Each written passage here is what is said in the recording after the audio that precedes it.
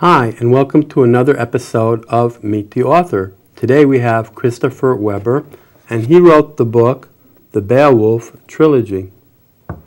Christopher Weber's Beowulf Trilogy comprises a fresh translation of the Anglo-Saxon Beowulf into subtle, alliterative blank verse that captures the spirit of the original, and two completely original sequels that bring the Bronze Age to brilliantly imagined life.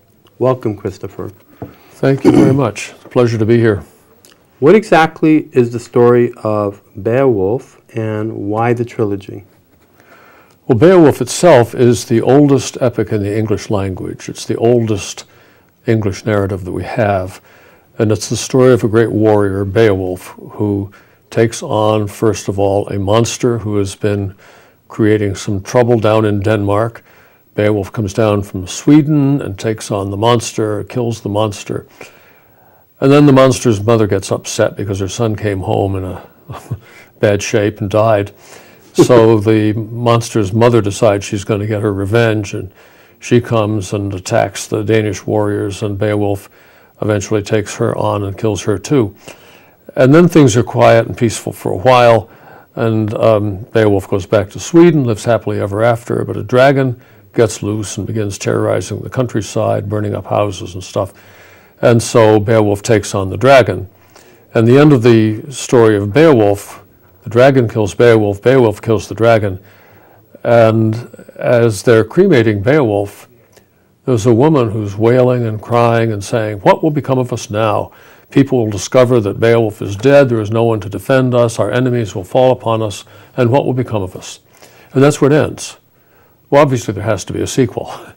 So 1,000 years went by, and over 1,000 years, and nobody had done it. And I thought, well, somebody has to, so why not me? So I wrote the first sequel ever to Beowulf. It's called Beyond Beowulf. And that was published about 6 years ago, and did fairly well. And people began kidding me and saying, "Oh, now you're going to do a sequel to the sequel?" And I didn't want to do a sequel to the sequel, but I thought, maybe what I could do is go back and tell the same story from the point of view of the warrior's wife. In Beyond Beowulf, there's a young warrior who takes over leadership of the tribe, and they leave Sweden because they can't stay there against their enemies, and they eventually find a safe haven in eastern England. So then to go back and tell that same story from the point of view of the warrior's wife, that's now Urfa's tale. Mm-hmm. And Urfa, of course, has very different concerns. That's his wife, Urfa. Wiglaf's wife is Urfa. And her concerns are very different. Her concerns are about children, and her first child dies in infancy. Mm-hmm. And then there are two other children that do grow up, and they present their own problems. But she also goes back and tells how it was that she was first married to Wiglaf. It was very much of a political thing, as many marriages were in those days. It was arranged, mm-hmm. The hope of uniting two tribes. But they were a good match, and they lived happily together. So I've told her story. And then I went back and did my own translation of Beowulf. Mm-hmm. So those three stories together make the Beowulf Trilogy. And you said that this had something to do with the Iliad and the Odyssey. What was the relationship? Well, scholars will argue about that. They'll point to parallels between Beowulf and the Iliad and Odyssey. And certainly the parallels are there, and perhaps the ancient poet who sang the story of Beowulf knew the Iliad and the Odyssey. I mean, it's 1,000 years between them, well over 1,000 years between them. But nonetheless, they live in the same kind of culture. It's a mm-hmm. culture in which warriors are going out for gold and glory. Mm-hmm. Whether it's in Troy or whether it's in Denmark, it's the same mindset. And so these great epics come out of that kind of society. And again, as in the Iliad and the Odyssey, there's the story of a battle and then a long journey. So with Beowulf, there's the story of the battles with the monsters and the dragon, and then there's the long journey and Beyond Beowulf, in which they try to find a safe place to live. And how long did it take you to write to do the translation and then write the two stories? You know, that's very hard to tell because I didn't just sit down and work on it day after day. I worked on it as time was available. And particularly in Beyond Beowulf, a lot of it was written at that point. I was commuting back and forth between Sharon and Canaan a good deal, 20-25 miles. And it's up and down Route 7. It's, you've got time to think. Mm-hmm. And you need to turn over in your mind different ways of saying something to get it into the iambic pentameter that I wanted to use and the alliteration. And so I'd maybe sometimes just pull off the road and make some notes, or sometimes I'd wait till I got there and write down a few lines.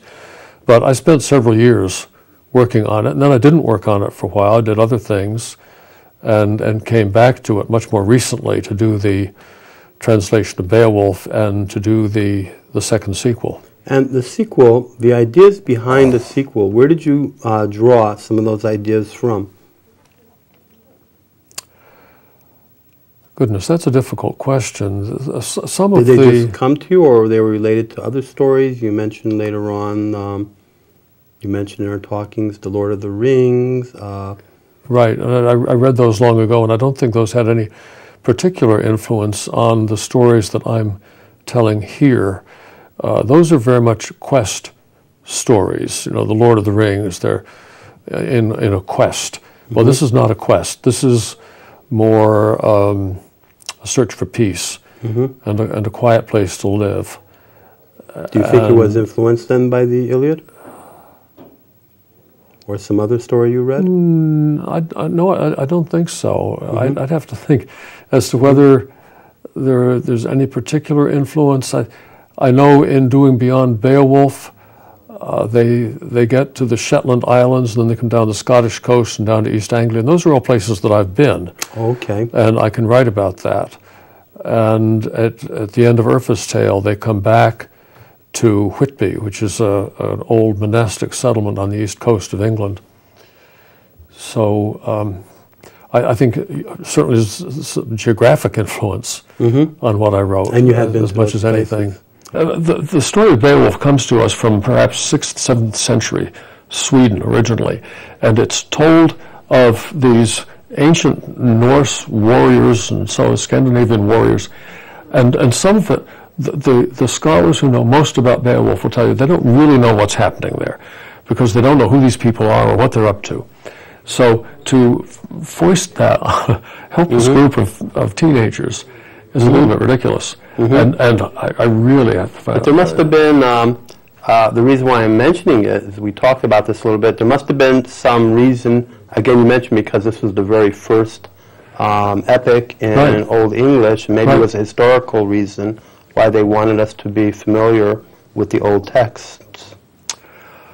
Well, of course, I mean, there is some value in knowing something about Anglo-Saxon. There are words that we still use that come direct from Anglo-Saxon.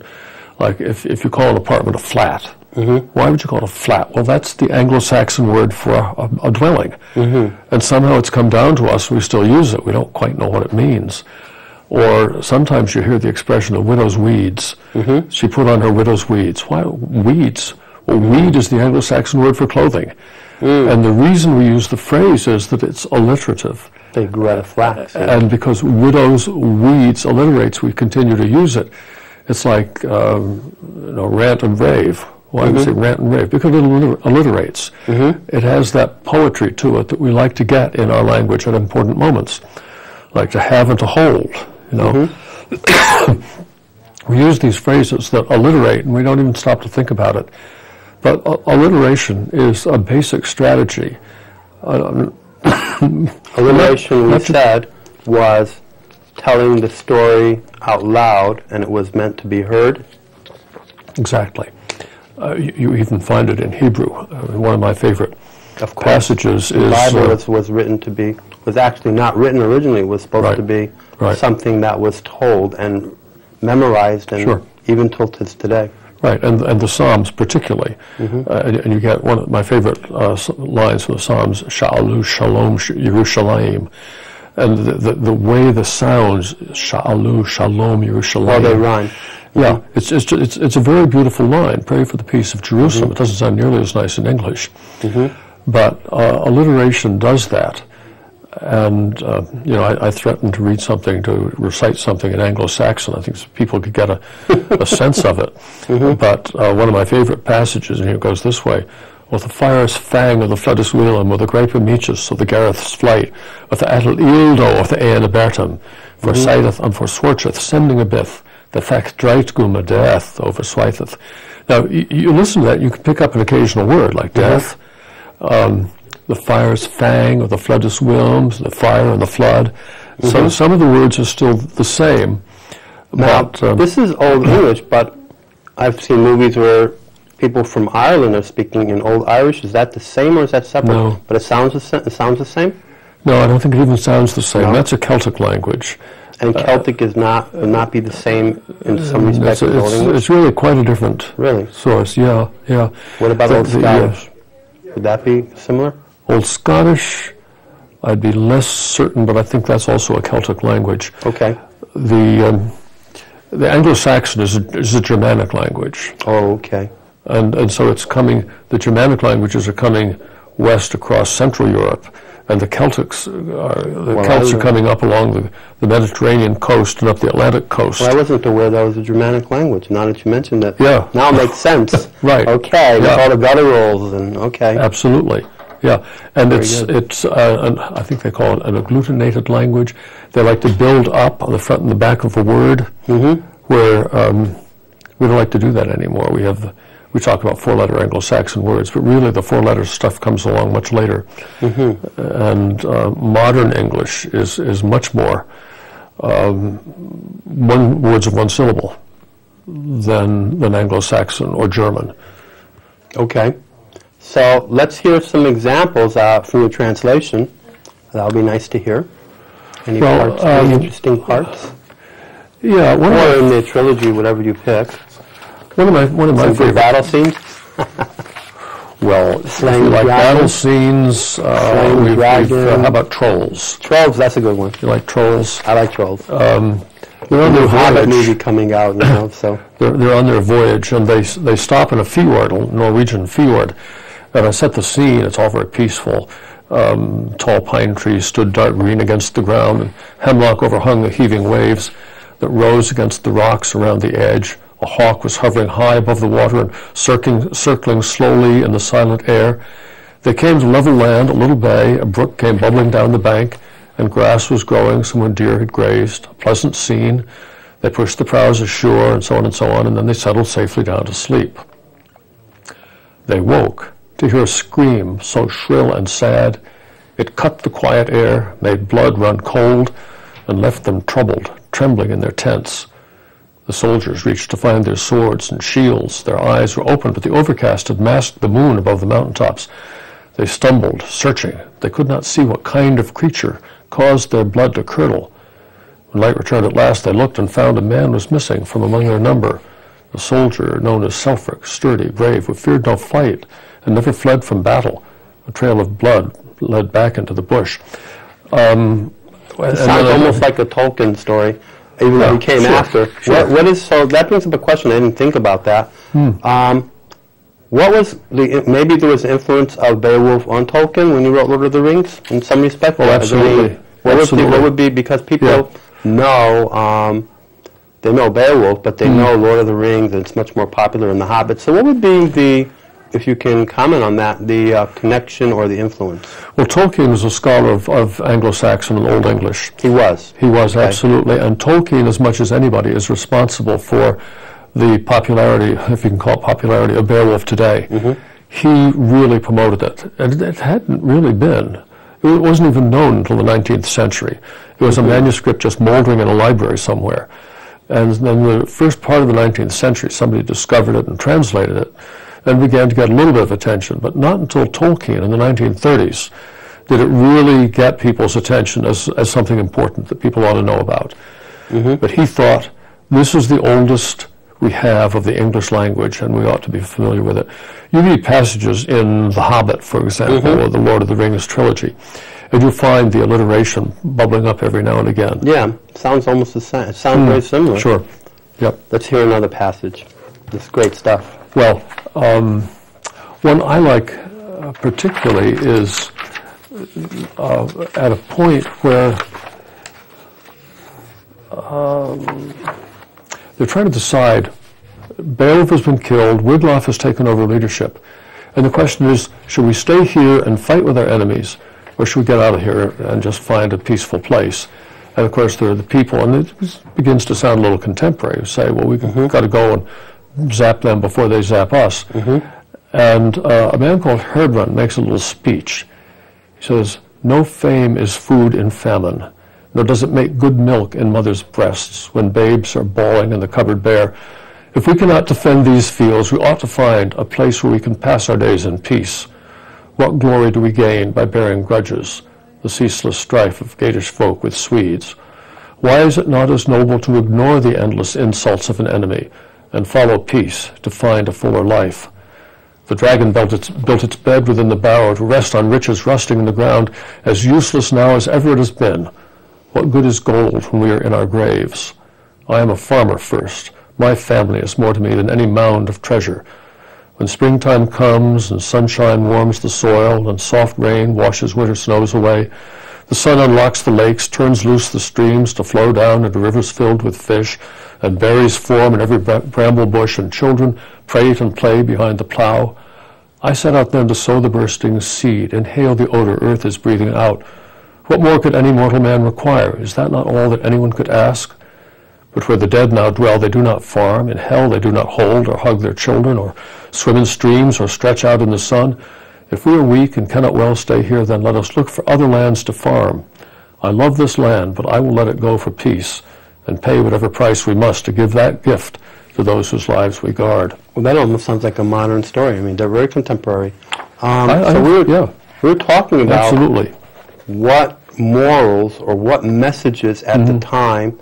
We don't know who wrote Beowulf, is that correct? That's correct. But what do we think, or what do you think, what messages the author, besides the fact that's a venture and a great story, what messages did he might have had for the people of the time?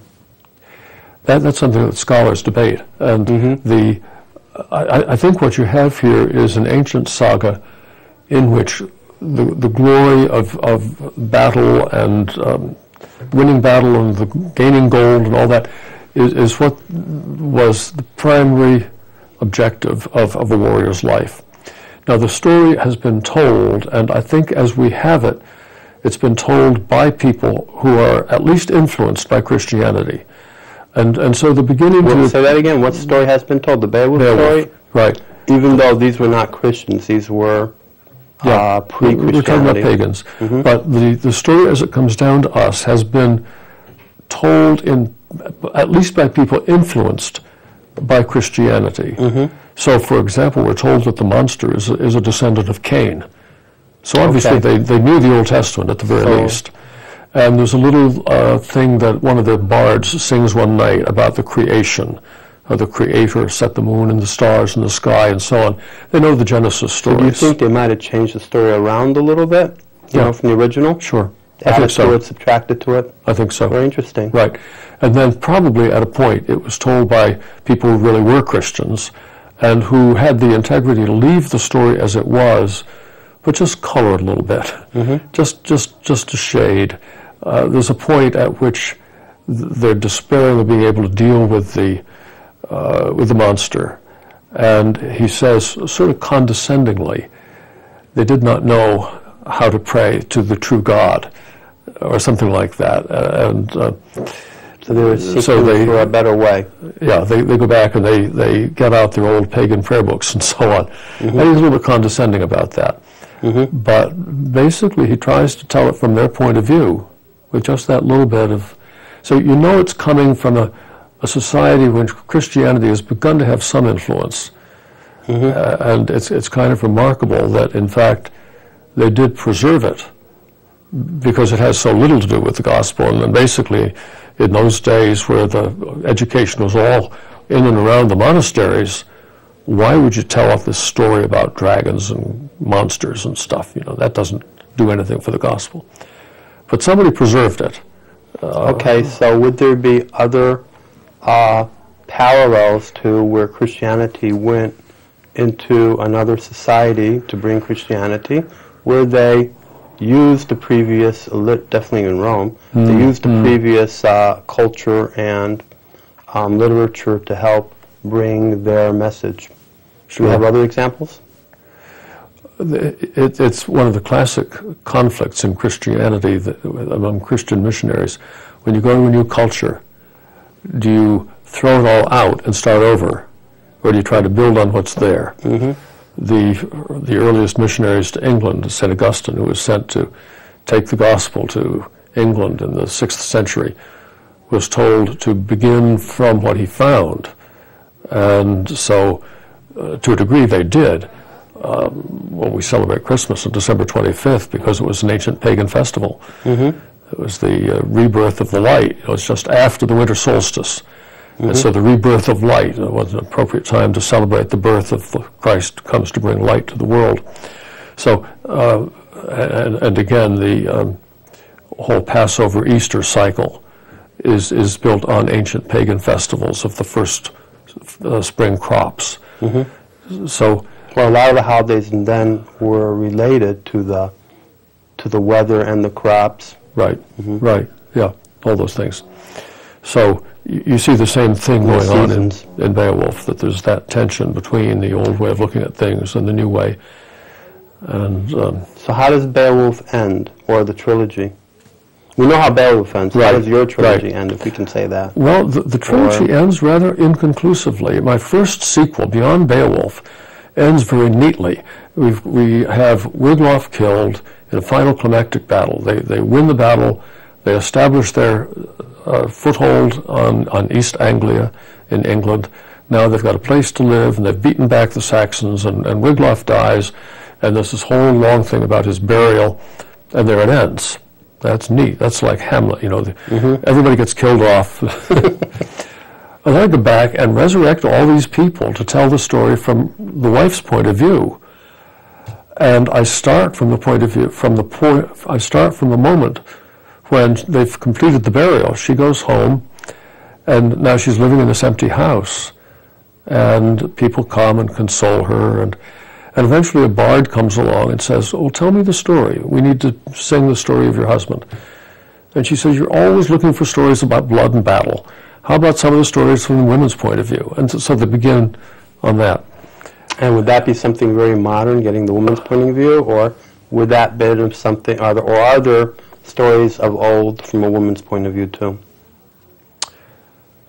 Well, you know, again, that's arguable. There's the famous Yale scholar, whose name I always block, who believed that the oldest narrative behind the Pentateuch, Genesis, Exodus, Leviticus, Numbers, the oldest tradition behind that, he believes, is written by a woman.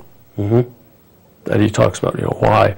So, but from a woman's point of view, yeah, some of the stories in the Old Testament are from a woman's point of view. The story of Ruth, for example. But so I set out to tell the story from the woman's point of view, and she's the narrator. And so, well, she can't tell the story of her death, so we're kind of stuck there.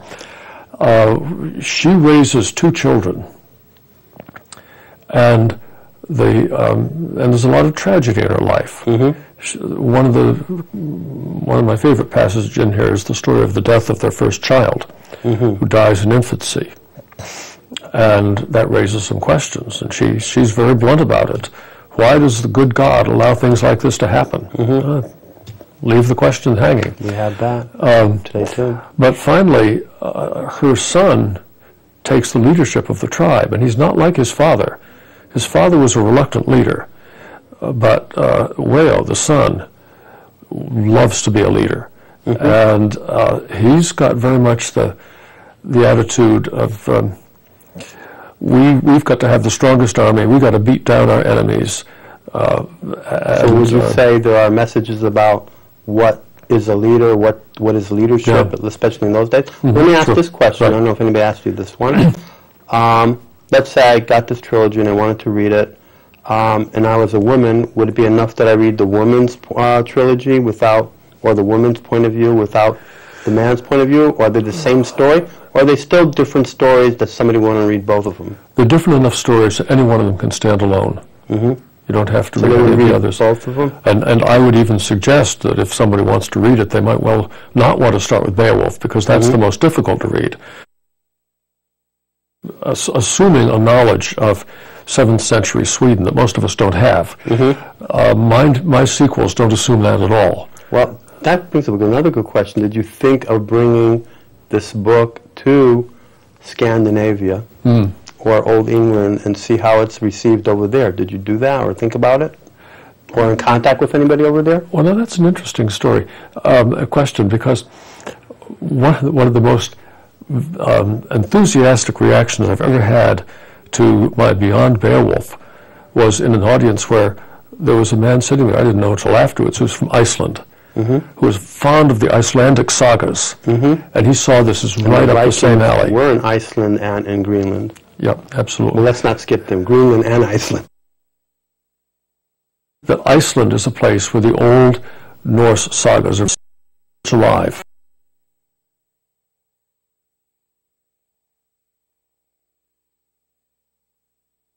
Fourteen lines, 10 syllables to the line, da-dum, da-dum, da-dum, da-dum, da-dum. So I've written this in iambic pentameter. But now if you stop to think about it, the Declaration of Independence is practically, it's almost perfect iambic pentameter. Really?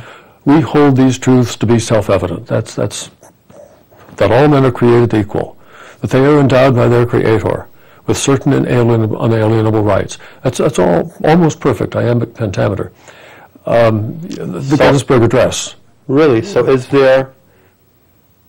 Okay, the Gettysburg... So to say something... Yeah, do you know 407 years ago, our forefathers brought forth upon this continent a new nation conceived in liberty and dedicated to the proposition that all men are created equal. Wow. I mean, it's almost perfect iambic pentameter. So are you saying that the people at that time, they just knew poetry in iambic pentameter, or they actually were fans of poetry per se? What I'm saying is that English naturally falls into that pattern. Okay. If you speak English, that's you're likely to be speaking in iambic pentameter. Right. Okay. Yeah. Good point. It's just the natural rhythm of English speech.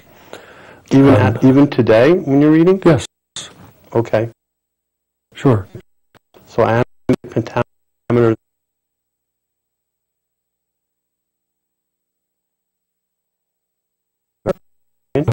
Yeah. I just think about some more examples of that, because I'm sure they're there. I'm just wondering now whether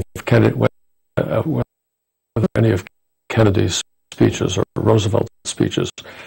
Don't tell me you know them. I can quote you some.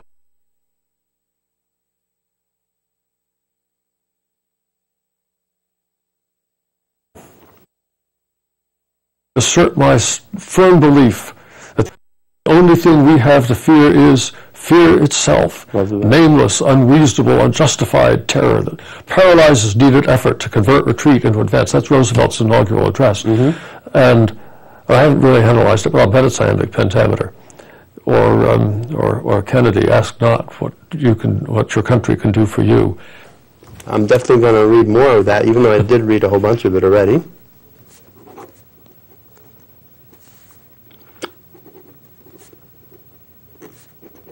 Well, The Hobbit was one of my favorite stories, so now they know it's so close to The Hobbit. I've read that and the whole Lord of the Rings trilogy out loud. Out loud? That's right, interesting. To my children. So you're saying that also was it supposed to be read out loud? But you know, if you think about it, parts of the Lord of the Ring and The Hobbit, they're doing readings and conferences and meetings out loud as a group. Right. Very good. Yes, and so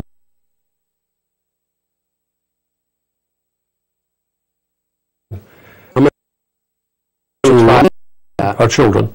Very good. And then they went back later and read it to themselves. Oh, that is cool. I'm going to do that next. Good. So, the Beowulf Trilogy by Christopher L. Weber. Thank you for being a guest on Meet the Author.